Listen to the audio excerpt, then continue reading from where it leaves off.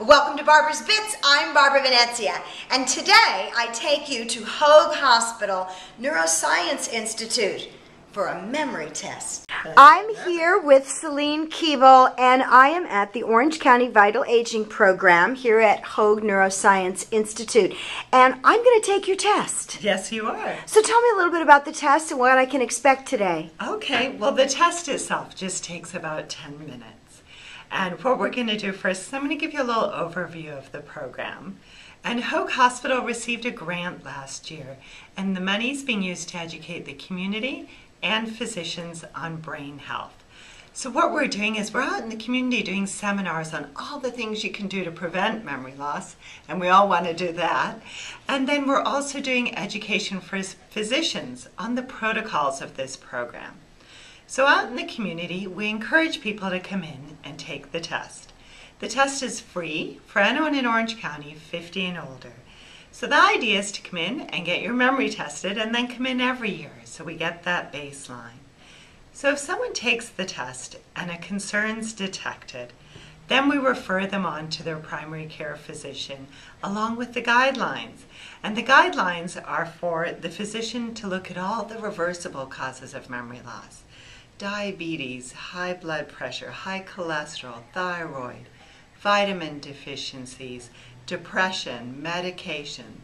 There's lots of things that can cause memory problems, and once treated, the memory may come back, and the person can come back and retake the test so we can get that baseline. But if all those things are ruled out and not a concern, then it may be a cognitive issue.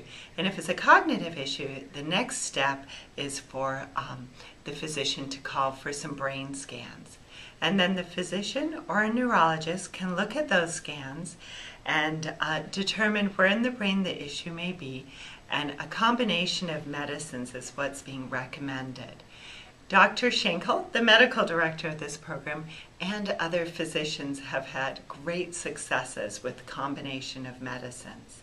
The idea is to blunt the progression of the disease.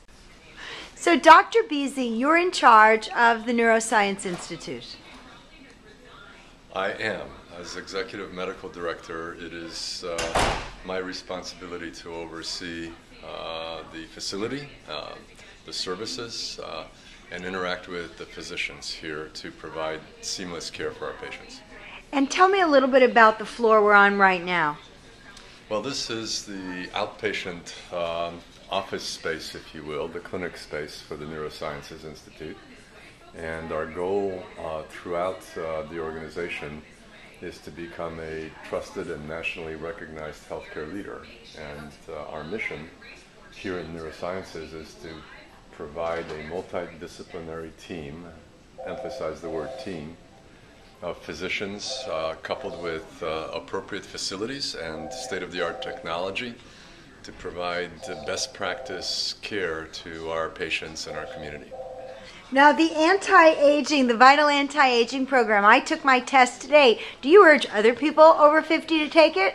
You know, I think that's a perfect example of a program that entails a multidisciplinary team approach to community needs. Our community is aging. Baby boomer generation is increasing in numbers, and one of the biggest healthcare challenges we have is keeping quality of life strong through our elderly years, and probably the least focus in healthcare has been paid to mental health, and particularly memory and cognitive abilities of our aging population. The goal of the program that you just participated in is to educate folks, both doctors and patients, as to the needs for having a mental physical, a brain physical, just like we do our body, and keep a check on things so that if our memory or our cognition capabilities are in need of a tune-up, we can provide that tune-up readily.